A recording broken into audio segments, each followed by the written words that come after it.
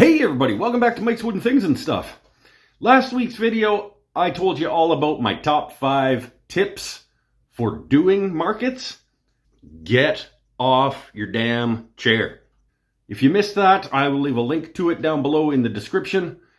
This week, I figured we'd keep talking markets because I'm still getting ready for next weekend's Christmas market. And I thought I would give you my top 5 money makers. Over the last decade or so that I've been doing markets, these are the best of the best. Come on! Top 5 money makers at markets. All right.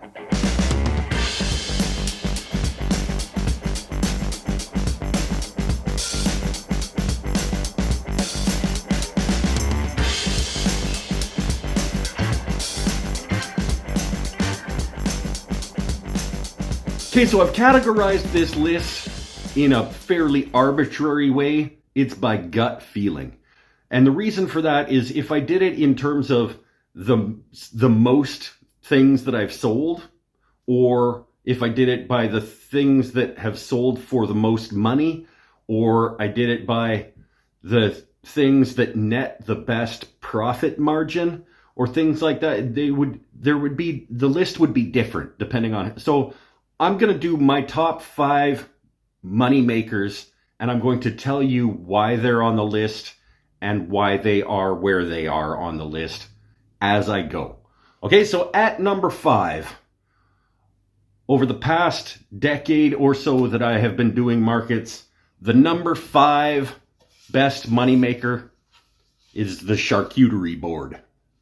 The reason that it is all the way down at number 5, despite it probably making me the most money. Out of everything that I have sold at markets, I have made the most revenue from the sale of charcuterie boards. You would think it would be higher on the list, but it's not, because most of that money was made early on in my woodworking journey when I could justify paying myself a lower hourly wage. Despite the fact that this is just pretty pieces of wood that are glued together and then made flat and sanded and finished, they do take some time to make, and nice wood is fairly expensive. And so I was selling them at this was selling for $40. It's still got its tag on it. And so I was selling them at a reasonable amount, and I was selling well, but I was not paying myself very much to do that. And so I have moved past them in a way. This next market that I'm going to do, I will have no charcuterie boards on my table. Because when I was making them and making money from them, I was still learning. I was early on, and I could justify just being out here having fun and making some money. These days, I would have to sell them at a price that I don't think they would sell very well in order to pay myself what I like to make per hour out here in the shop, making things that I don't really enjoy. And so that's why they're down at number 5. They have made me probably more than anything else in terms of the amount of income they have brought into the shop. But per hour, they're not a good value for me anymore. Okay, that's why they are at number 5. People like putting food on pretty pieces of wood. They do. But they don't generally like paying a ton of money for it. All right, number 4 on my list is the bowl in general, but specifically these sort of small to medium-sized bowls. Sort of like 5 to 7 inches and a couple and a half inches deep. Bowls that I can sell in the $30 to $50 range come in at number 4 on the list. And it's because I do sell a fair number of them. I am making a decent profit and wage for making them. I enjoy making them. And they sell okay. It's like every market that I bring them to, I will sell some. They're fairly consistent sellers, and I make okay money. I pay myself about $20 an hour to make that size of a bowl after everything is taken into account, the materials and everything else. So that's okay. It's not great, but it's okay, and I enjoy it. So number 4, the smallish bowl. Moving on. Number 3 on the top 5 moneymakers list is the keychain, believe it or not. The very small, quite inexpensive, the cheapest thing I have at my market booth, and that is why it sells so well, because some people don't have a ton of money to spend, but they still want to support you, and they want to get a nice little gift for somebody from a local handcrafted artisanal person, and this fits the bill for that. At 25 bucks, I sell them for 25 bucks or 2 for 40. The hardware cost me about 5 bucks. I'll leave a link where I get it down in the description. If you're interested in making them, they're essentially half of a slimline pen, if you're familiar with making slimline pens. And they're just scrap offcuts most of the time from my shop, or thanks to viewers of the show who send me cool little chunks of wood. The wood doesn't cost, essentially is nothing for me. So the profit margin is pretty good. They're pretty quick, and I sell quite a few. So that's why the keychain comes in at number 3 on the list. Number 2 on the list. Similar reasons to the keychain. It's the bottle stopper. The lowly bottle stopper, they sell consistently at a price that pays me okay to make them, and with the additional benefit of they help me use up scrap in the shop. I got a video on making these that I'll leave linked down below, where I show how I use up scrap to make my bottle stoppers, and so it helps me get rid of what otherwise would be waste. They're relatively quick. I sell them for 35 bucks a pop, and they move pretty well. So in terms of the overall value for me as a maker, as a woodworker, they do me okay, and they bring joy to people. They're usually being purchased by people who see them in a bottle on the market table and think, I'm giving so-and-so a bottle of something for Christmas or for wedding or whatever. It'd be cool to give them a little bottle stopper to go with it. It's usually sort of an add-on, I think, for people. But they sell okay. They don't cost me much to make. And I move quite a few. I will have a full rack of these at next weekend's market. So, that's number 2. Drum roll, as they say. The number 1, you can probably guess if you've met me, or if you're familiar with the show at all. The number 1 market moneymaker for me is the slimline pen specifically, but pens in general. I make 2 models of pen, essentially. I make the slimline pen, and I make a slightly higher end pen that I can get a few more dollars per. They're a little bit nicer, but I don't make fancy-ass $100 pens, and that's probably, again, why they sell well. I can sell a slimline pen for $30 or $35.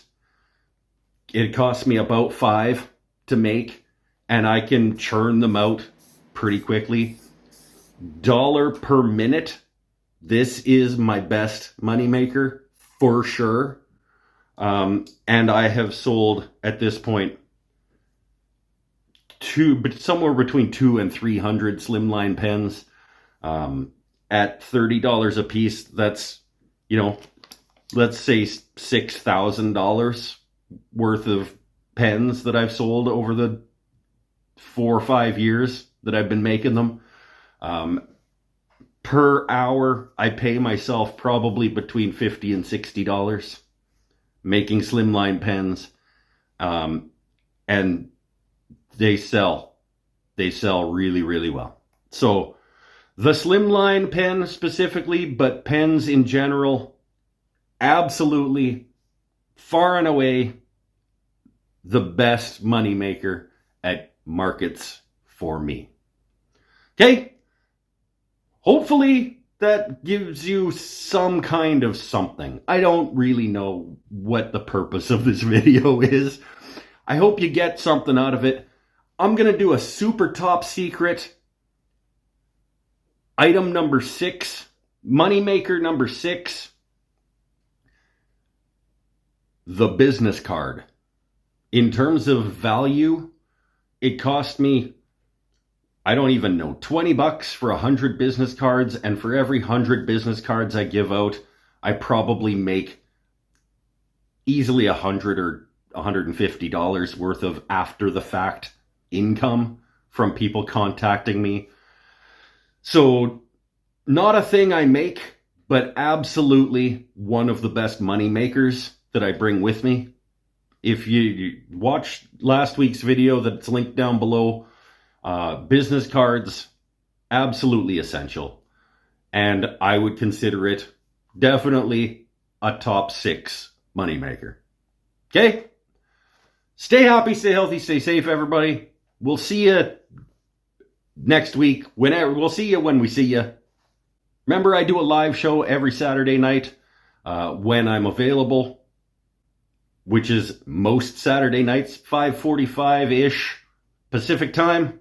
If you like what I do here, give me a support over at patreon.com/woodenthingsandstuff. Let me know down in the comments if you do markets, what your best sellers are. I'd love to hear it. Everybody else would love the information in case they're going out to do markets as well. All right. Bye for now. See you soon. Wish me luck at my market. It's next weekend. I think I'm ready.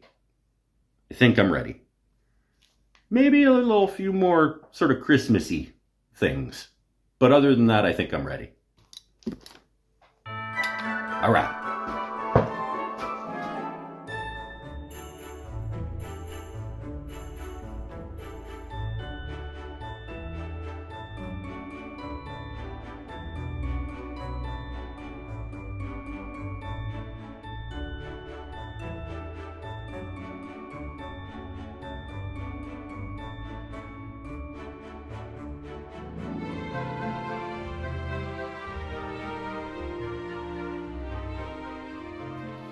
Hey everybody, welcome back to Mike's Wooden Things and Stuff.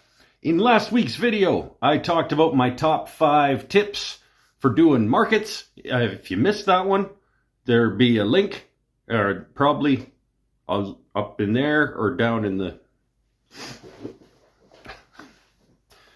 This week's video, I'm still in market mode out here in the shop getting ready for my upcoming Christmas market, so I thought I would continue the train. Continue the train? You're not a train. You're not... Continue the train. Is that even a... That's not even a thing that people say. I'm going to continue the train. Where'd that even come from? Hey everybody, welcome back to Mike's Wooden Things and Stuff. In last week's video, I talked about my top 5 tips for doing markets. I will leave that link down in the... You'll get there. You'll get there.